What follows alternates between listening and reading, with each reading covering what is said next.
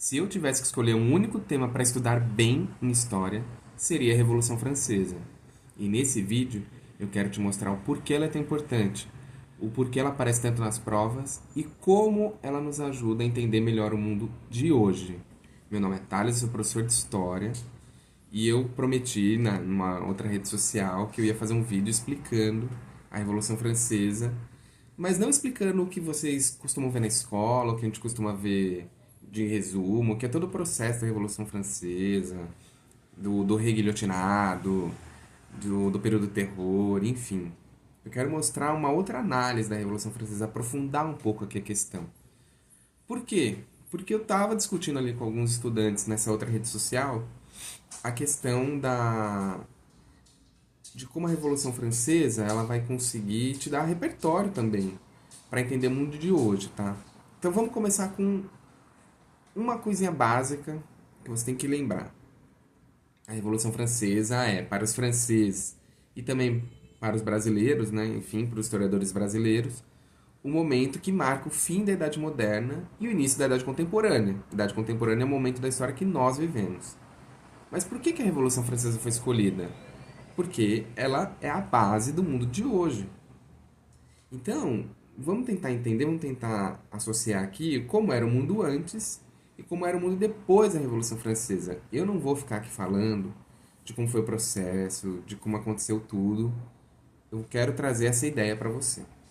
Então vamos começar com uma coisa muito importante. A gente fala muito de absolutismo antes da Revolução Francesa, mas tem uma questão mais profunda ainda que o absolutismo, que é a sociedade de privilégios. O que é você ter um privilégio? É quando você tem uma coisa que outro não tem. Por algum motivo, digamos, não muito justo, né? Normalmente um privilégio é isso. E o que era essa sociedade de privilégio? Antes da Revolução Francesa, você nascia nobre ou não. E isso determinava toda a sua vida. Era uma sociedade que a gente chama de estamental. O que é a ideia do estamento? O estamento seria como se fosse degraus, né? E você não consegue sair de um degrau para outro. É diferente da sociedade de hoje. Hoje nós vemos uma sociedade de classes. Você tem a classe média, você tem a classe rica, você tem a classe trabalhadora, classe operária, pobre. E você consegue trocar de classe. Uma pessoa da classe média consegue ficar rica, consegue ficar pobre. Uma pessoa rica consegue ficar pobre, uma pessoa pobre consegue ficar rica. Ah, professor, mas é difícil, capitalismo. Sim, tô falando juridicamente, na lei. Não há nada que impeça uma pessoa rica de ficar pobre ou vice-versa. Mas isso é diferente da sociedade estamental. Isso é diferente de uma sociedade de privilégios. Em uma sociedade de privilégios, o seu nascimento determina os seus privilégios até o fim da sua vida. Uma pessoa nascida pobre na França, se ela não fosse de família nobre, ela ia ser pobre para sempre. Ela poderia até enriquecer, na verdade, me corrigindo aqui. Ela poderia até ficar muito rica, mas ela nunca seria nobre. Ela nunca teria os privilégios da nobreza. Pagar menos impostos é um privilégio. Hoje, duas pessoas no Brasil, qualquer país democrático, duas pessoas pagam os mesmos impostos se comprar as mesmas coisas. Na França não, era diferente. Não é que o nobre não pagava imposto, isso é um pouco mito.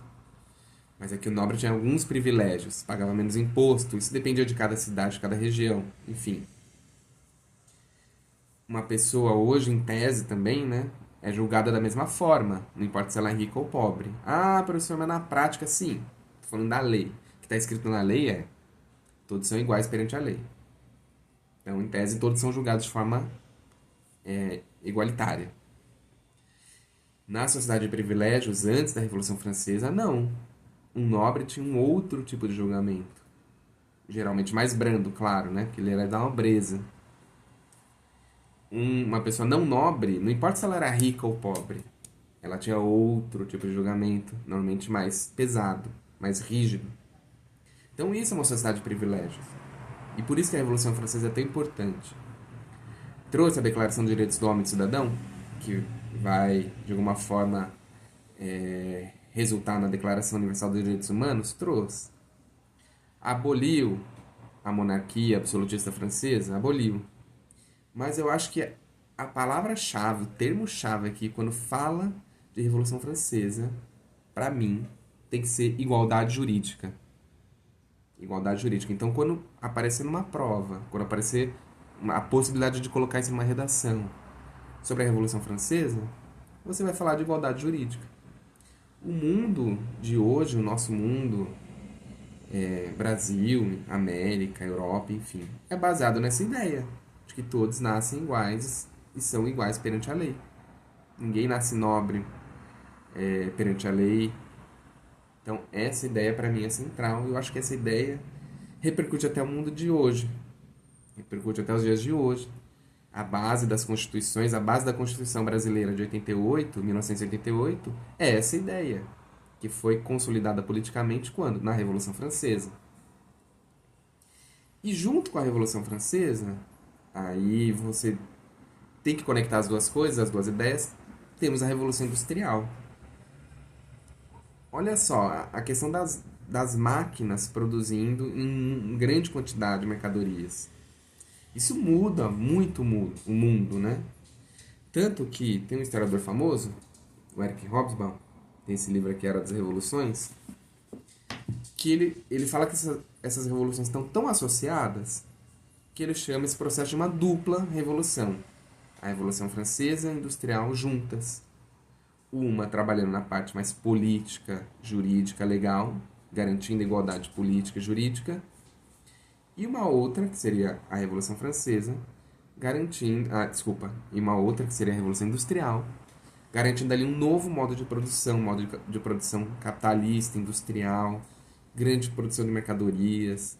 Em breve, né, poucas décadas depois, a gente vai ter a invenção do carro, do avião, novas tecnologias, encurtando as distâncias, fazendo uma viagem que antes demorava dias, durar horas.